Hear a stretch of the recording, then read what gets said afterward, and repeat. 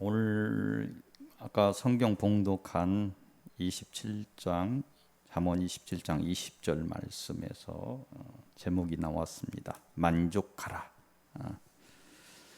굉장히 중요한 것이죠. 만족을 하면 서 있는 곳이 천국이 될 수도 있어요.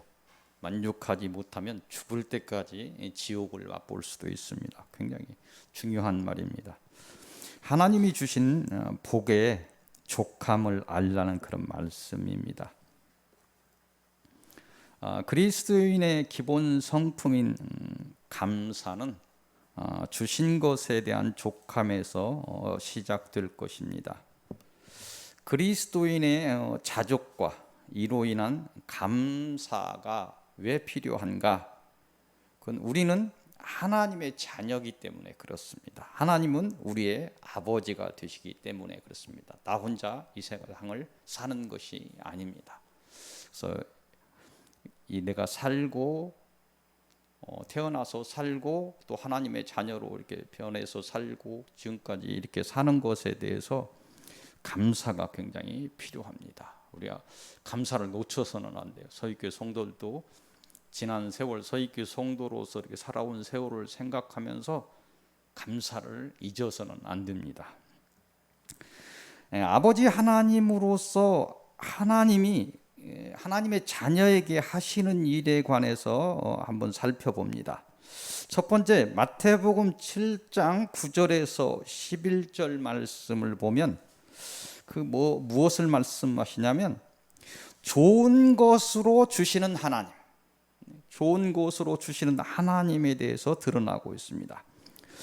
악한 자도 좋은 것을 자식에게 주려는 것은 기본된 마음이다, 이렇게 말씀하십니다. 자, 사람도 자식이 떡을 달라는데 돌을 주지 않으며 생선을 달라는데 뱀을 주지 않는데 하물며 너희를 사랑으로 짓고 다스리는 하나님이 너희에게 좋은 것으로 주지 않겠느냐, 이렇게 반문하고 있습니다. 다음으로 마태복음 6장 8절의 말씀을 보면 우리의 필요를 아시는 하나님을 말씀하고 있습니다. 하나님은 자녀된 우리의 필요를 우리의 기도를 통해서 겨우 아시는 것이 아니다, 이렇게 말씀하십니다. 구하기 전에 우리의 필요를 이미 아시는 하나님이다, 이걸 이야기합니다. 다만 각자의 때에 따라서, 필요에 따라서 또는 믿음에 따라서 주시는 하나님의 섭리에 대해서 감사로서 화답해야 함이 자녀된 우리의 일이 되는 것입니다. 마지막으로 마태복음 6장 30절 말씀을 보면 우리의 필요를 채우시는 하나님을 말씀하십니다. 이방인처럼 먹고 마시고 입는 것을 놓고 기도하지 말라고 경고하십니다. 박 목사 계속 이야기하고 있는 것입니다. 이것은 먹고 마시는 것이 중요하지 않다, 이것을 이야기하는 것이 아니고 우리의 생각의 우선순위를 말씀하시는 것입니다. 목숨이 음식보다 중요하고 몸이 의복보다 중요하다는 것입니다. 이 말씀은 먹고 마시고 입는 그런 기복적인 생각보다 하나님의 생명이 더 중요함을 알라는 말씀입니다. 하나님의 자녀가 되어서 하나님의 생명을 품는다면 하나님께서 먹고 마시고 입는 것에 대하여 염려하지 않도록 섭리하시겠다, 다스리시겠다, 이렇게 말씀하십니다. 공중의 새를 보라 말씀하십니다. 들의 백합화를 보라 말씀하십니다. 이 말씀은 작은 새 한 마리와 들의 풀 하나까지 섭리하시는 하나님이 하물며 자녀된 너희에게, 자녀된 우리에게 더 큰 사랑으로 다스린다는 그런 말씀을 주시는 것입니다. 이 시대 우리의 세상적인 염려를 과거의 역사로 생각하면 이집트를 나와서 광야를 헤매다가 죽어간 이스라엘 백성과 다르지 않다는 것입니다. 하나님이 그 전철을 피하라고 경고하시는 거예요. 이집트를 나와서 광야를 이스라엘 백성이 다 믿음이 좋아서 다 들어간 것처럼 우리가 생각하고 있는데 아니에요. 모세까지도 가나안에 못 들어갔습니다. 여호수아 갈렙 외에 애굽에서 나왔던 모든 사람은 광야에서 다 죽었어요. 새로 태어나서 훈련된 사람만이 가나안에 들어갈 수 있었습니다. 그들은 날마다 하나님의 은혜가 내려오는데도 하나님의 큰 은혜를 받았으나 깨닫지 못하고 주신 것에 만족하지 못하고 성경의 역사를 보면 불평을 일삼다가 하나님의 은혜를 놓치고 광야에서 죽어간 것입니다. 그들은 날마다 구름 기둥과 불 기둥의 인도를 받으면서 정말로 구름 기둥과 불 기둥이 인도를 받았어요.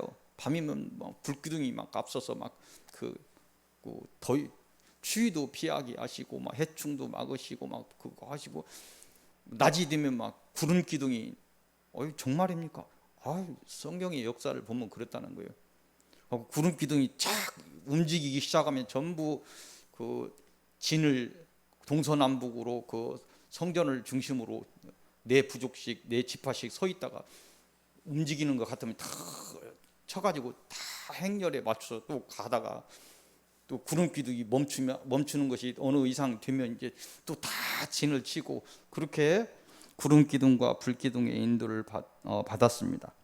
근데 그들은 이렇게 큰 은혜를 받으면서도 그것이 얼마나 큰 은혜인지 깨닫지 못했다는 것입니다. 그들은 날마다 만나로서 일용할 양식을 공급받았는데 그것에 대한 감사를 알지 못하고 불평을 일삼은 그런 불신앙의 사람들이었습니다. 그들은 애굽의 종살이에서 유월절 어린 양의 피를 통해서 자유를 얻었으나 그것이 얼마나 큰 복인지 알지 못하였습니다. 그들은 애굽을 떠나서 애굽 왕에게 쫓길 때 그 사망의 힘에서 벗어나게 하신 홍해의 그 생명의 사건을 잊어버리고 애굽의 신을 찾던 그런 사람들이었습니다. 그 하나님의 은혜를 놓치고 가나안에 들어가서 가나안의 신을 찾았어요. 그래서 다 망해버린 사람들입니다. 여러분들에게 제가 묻습니다. 이 이스라엘 민족의 악함이 저들의 것뿐입니까? 우리에게는 없습니까? 우리들의 얘기는 아닙니까? 사단의 종살이에서 벗어나게 하신 하나님의 은혜를 감사하십니까? 내가 하나님의 자녀가 아니었을 때 그 어려움에서 벗어나게 하신 하나님의 은혜에 감사하고 사십니까? 그 사단의 사망에서 벗어나게 하신 하나님의 은혜를 잊지 않으셨습니까? 다시 한번 묻습니다. 구름 기둥과 불 기둥 같은 하나님의 보호와 인도를 아십니까? 그렇게 인도하셨다고 믿습니까? 감사하십니까? 여러분의 형편과 믿음과 사명에 따라 주어지는 하나님의 은혜에 이 땅에 일용할 양식을 깨닫고 하나님이 일용할 양식으로 나를 지금 채우셨구나 이것을 깨닫고 감사하십니까? 하나님은 오늘 여러분에게 하나님이 주신 것에 만족하라 하십니다. 지금 때가 고난의 때입니다. 풍족하지 않을 수도 있습니다. 때가 고난의 때임을 알고 오는 모든 것에 고난까지도 오는 모든 것에 대해서 감사하라는 그런 말씀입니다. 우리의 지혜 없음은 고난까지도 하나님의 은혜가 된다는 것을 지금은 알지 못할 수도 있습니다. 아마 천국에 가서 그 고난이 얼마나 나에게 복으로 상급으로 오는지 알 수 있을 것입니다. 우리가 자족과 감사를 통해서 이 땅의 시험을 이겨야 되는 이유를 서론을 열면서 서론을 통해서 말씀하십니다. 오늘 주시는 서론의 말씀은 계시록 6장입니다. 계시록 6장 1절에서 7절의 말씀입니다.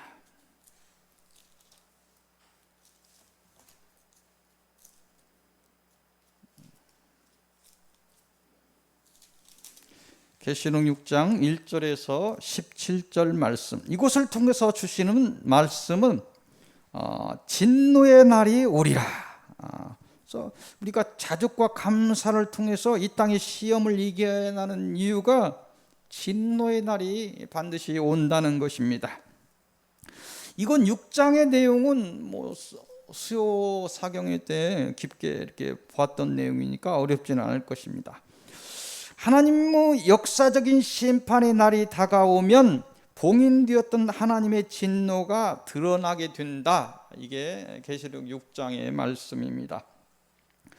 그 성경에 있는 내용을 그냥 해석하지 않고 본다면 이런 것입니다. 계시록 6장의 1절에서 2절에서 드러나는 첫째 인의 진노가 있습니다. 그런 큰 힘을 가진 정복자의 등장입니다. 이 땅에 큰 힘을 가진 정복자가 등장한다는 것입니다. 뭐 잘 모르겠습니다. 진짜로 등장할지 안 할지. 이걸 뭐 영적으로 풀지 않고 육적으로만 풀어낸다면 그런 것입니다. 뭐 징기스칸 같은, 뭐 나폴레옹 같은 그런 큰 정복자가 나타날 수도 있겠죠. 그는 아마 마지막 시대에 바벨론의 나라를 일으키고 세상을 자신의 손아귀에 넣으려 할 것입니다. 그와 대적하는 어떤 나라도 살아남지 못하게 됩니다. 마치 마지막 시대에 뭐 바벨론일지 모르지만 마지막 시대에 바벨론 같은 나라가 하나 있습니다. 여러분 아시다시피 미국입니다. 바벨론의 영적인 바벨론에 버금가는 나라죠. 지금 뭐 미국에 맞서는 나라가 없죠. 맞서면 다 죽습니다. 중국도 그렇게 큰 유세를 펼치다 지금 뭐 흔들리고 있어요. 러시아도 마찬가지고 뭐 이런 비근한 예를 이렇게 드는 거예요. 미국이 지금 뭐 마지막 시대 바벨론이다 이렇게 함부로 이야기할 수는 없죠. 나타날 수도 있고 안 나타날 수 있는데 예를 든다면 그런 나라의 어떤 정복자가 나타나서 그런 나라를 일으키고 그런 제국의 힘으로 뭐 세상을 다스리는 그런 일이 일어난다는 겁니다. 3절 4절에 드러나는 둘째인의 진노는 전쟁의 진노입니다. 이는 정복자의 등장에 끝나지 않고 정복자가 등장한다면 전쟁이 일어날 것입니다. 거기에 대리벌론, 옛날 바벨론에 맞서던 아수르, 애굽 뭐 이런 나라들 전쟁이 막 일어나죠. 한 번에 꺾이진 않을 것입니다. 이와 대립하는 다른 힘에 의해서 온 땅이 전쟁에 휘말린다는 것입니다. 이것도 뭐 전부는 아니지만 경찰 국가를 자처하는 미국과 이를 이기려는 러시아의 대립과 이로 인한 전쟁이 조금은 예시가 될 수, 이해는 될 거예요. 이게 그거다 이렇게 설명하면 안 됩니다. 이런 영적인 것을 이 육적인 세상 일과 비교할 수는 없는데 많은 예를 든다면 이 바벨론 국가를 자처하는 이 경찰 국가를 자처하는 미국과 이 러시아의 대립에 의해서 전쟁이 지금 일어나고 있잖아요. 이런 것도 예가 될 수 있다는 것입니다. 예를 든다면 5절 6절에서 드러나는 셋째인의 진노는 흉년과 굶주림의 진노입니다. 온 땅이 이 기근으로 죽어가게 된다는 경고입니다. 자세한 것은 사경위 때 다 했기 때문에 생략합니다. 7절 8절에서 드러난 넷째인의 진노는 앞에 세 진노가 동시에 오는 진노, 굉장히 큰 거죠. 전쟁과 기근과 여러 재앙으로 땅의 짐승과 사람이 죽어간다는 그런 경고입니다. 글자 그대로 그냥 뭐 이걸 뭐 해석한다기보다도 이 요한계시에서 이 이인으로 인해서 주는 경고를 그냥 여러분 앞에 드러내는 것입니다. 9절 11절에 드러나는 다섯 번째의 진노는 억울하게 죽은 자들의 신원이 빗발쳐서, 사단에게 순교한 사람들의 그 신원이 빗발쳐서 이 진노의 날이 미루지 않고 은혜가 크지 않고 급한 화로 온다. 생각보다 급하게 온다. 이것도 이제 하나의 어떤 진노입니다. 은혜가 그렇게 크지 않다 이런 거죠. 12절 이하에 드러나는 여섯 번째 진노는 한 번도 본 적이 없는 우주 전체의 이변과 이로 인한 전 우주적인 천재지변에 관해서 이야기합니다. 오늘 말씀하시는 그런 진노의 날은 우리의 만족하지 않은 그런 삶에서 오는 세상의 신앙의 부재, 하나님을 알려고 하지도 않고 하나님을 믿으려고도 하지 않고 그런 세상에 대한 심판이죠. 거기에서 옵니다. 이 진노의 날은 이 하나님의 사람들에게 오는, 세상 사람들에게 이 우주적인 심판이 올 텐데, 하나님의 사람들이 이 진노의 날을 이기는 길은 또한 그쪽에 있습니다. 이 족함을 알고 하나님의 의대를 깨닫는 그나 신앙의 개혁을 이룰 때 전 우주적인 심판은 멈추지 않겠지만 그 전 우주적인 심판 속에서 그나마 하나님의 은혜를 받을 수 있는 길이라는 거예요. 하나님께서 하시는 것이죠. 신앙의 개혁을 이룬 하나님의 성령을 품은 사람들에게 하나님은 지켜주시는, 우주적인 심판은 멈추지 않지만 하나님의 자녀들을 보호하시고 숨기시고 지키시고 인도하시는 그 복은 본인에게 달려있는 것이죠. 마지막 이 시험의 때에 세상의 하나님을 향한 믿음의 부재는 반드시 하나님의 진노를 부를 것입니다. 자녀를 자처하는 사람들의 육신의 약함으로 인한 죄를 향한 탐욕은 반드시 그 죄의 심판을 받게 될 것입니다. 하지만 하나님의 사랑은 이 진노를 덮는 그런 사랑입니다. 그걸 우리 하나님의 자녀들은 알아야 됩니다. 하나님을 바로 알고 바로 믿으며 감사와 사랑을 실천하며 영적인 싸움을 감당하는 사람들은 그 진노를 피하고 반드시 그 언약하신 대로 구원의 은혜를 경험하게 될 것입니다. 끝까지 하나님의 은혜를 잊지 않기를 바랍니다. 마지막까지 하나님의 은혜를 구하셔서 진노의 날을 피하시기를 바랍니다. 오늘 주시는 본론의 말씀은 한 장 더 넘겨서 계시록 7장 1절에서 17절 말씀입니다. 이곳을 통해서 주시는 말씀은 인을 치리라. 그래서 이 인을 친다는 말씀은 계속해서 자세한 설명은 다 드렸기 때문에 성령의 임재와는 다른 의미로 해석해야 됩니다. 마지막 때에 하나님의 사람을 구별하는 하나님의 권세의 표식을 의미합니다. 그래서 예를 들어서 마지막 때 이야기는 짐승의 표와 대비되는 그런 하나님의 자녀로서의 그런 표식을 의미합니다. 이곳의 글자대로의 내용은 이 땅의 진노가 마지막 심판을 향해 달리는 절박한 그런 때에 하나님의 은혜가 이 땅에 임한다는 것입니다. 그 절박한 때에 하나님의 은혜가 반드시 있다. 왜 그러냐면 그 은혜가 있지 않으면 사람의 육으로서, 사람의 힘으로서 사단의 마지막 시험을 이길 자가 없다. 그래서 이 마지막 고난의 때 우리가 더욱 하나님을 의뢰하고 믿어야 되는 것입니다.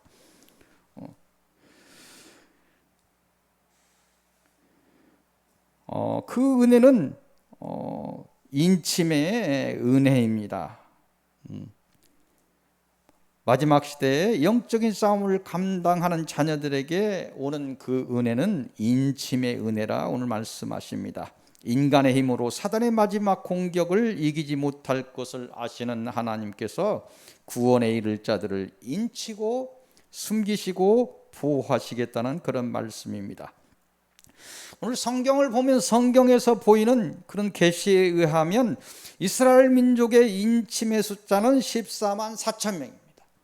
이방인의 인침을 받는 숫자는 능히 셀 수 없는 큰 무리라고 성경에서 밝힙니다. 이것에 대한 것도 자세히 다 설명했어요. 이거에 대해서 설교를 통해서는 말씀드리지 않겠습니다. 이들의 수를 헤아리고 해석하려는 시도는 미혹에 들 수 있습니다. 의미 없는 시도일 것입니다. 이것도 이런 이스라엘 민족이 얼마나 구원을 이룰 것인가, 이 땅의 사람들이 얼마나 구원을 이룰 것인가, 이런 부분에 대해서는 영적인 부분이니까 생략합니다. 다만 알 수 있는 것은 이 고난과 환난에 대해서 하나님이 함께 하신다는 말씀입니다. 여러분 고난, 여러분의 환난을 여러분 혼자 겪지 않게 하시겠다, 그 말씀을 오늘 주십니다. 이 하나님의 구원의 약속을 믿으시기를 바랍니다. 자녀를 보호하시려는 하나님의 자비는 크십니다. 자녀를 구원하시려는 하나님의 사랑은 무한하십니다. 하지만 잊지 않아야 하는 것은 사단과 그에 속한 자들에 대한 하나님의 진노는 그 끝이 없다는 것입니다. 끝내 신앙을 지키시고 하나님의 마지막 인침의 은혜에 이르는 그런 복된 사람들이 되시길 바랍니다. 오늘 주시는 결론의 말씀은 처음 보았던 잠언 27장으로 다시 돌아갑니다. 이것을 통해서 주시는 결론의 말씀은 만족하라입니다. 하나님의 자녀는 비록 그 몸이 세상에 속하였으나 하나님의 생명을 품고 성령의 인도를 받는 사람들입니다. 다시 말해서 세상 사람들처럼 사단이 주는 탐욕을 따라 달려가서는 안 된다는 말씀입니다. 세상의 것이 필요하지 않다, 그런 말씀을, 극단적인 말씀을 드리는 것이 아니고 절제가 필요하다는 것이고 검소한 것이 미덕이 되어야 한다는 것입니다.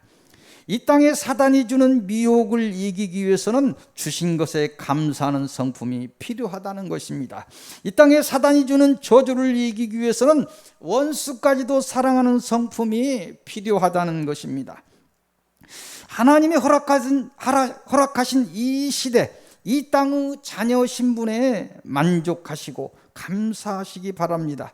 또한 자녀로서 받는 이 땅에서의 영육간의 일용할 양식에 만족하시고 감사하시기를 바랍니다. 또한 이 땅에서 이룬 구원에 만족하시고 감사하시기를 바랍니다. 더 나아가 마지막 심판을 이기고 끝내 구원하실 하나님의 은혜에 만족하시고 감사에 이룰 수 있기를 축원드립니다. 제가 다 생각하지 못한 하나님의 은혜와 하나님의 사랑과 그로 인한 하나님이 준비한 그러한 만복이 이 땅에서 하나님이 주신 것에 만족하고 감사하는 그런 서익교회 성도들에게 임하시기를 기도하고 소망하며 축원드립니다. 기도드리겠습니다. 경고하시는 하나님, 두렵고 떨리는 심판의 날을 말씀하시는 하나님의 경고를 마음에 새기어 듣습니다. 저희가 지혜가 없어서 끝날의 현상을, 마지막 종말의 현상을 모두 알 수 없으나 하나님의 경고를 따라 엄중한 때임을 인식합니다. 오직 하나님의 은혜로 이른 이 생명을 지키는데 소홀함이 없게 하시고 하나님이 주신 사랑의 법을 따라 사단의 미혹을 이기게 하시며 하나님이 보내신 성령의 인도를 따라 악한 사망의 저주를 끝내 이기게 하옵소서. 감사와 겸손과 사랑을 드러내며 광야의 시간이 헛되지 않게 하옵소서. 예수님의 이름으로 기도합니다. 아멘.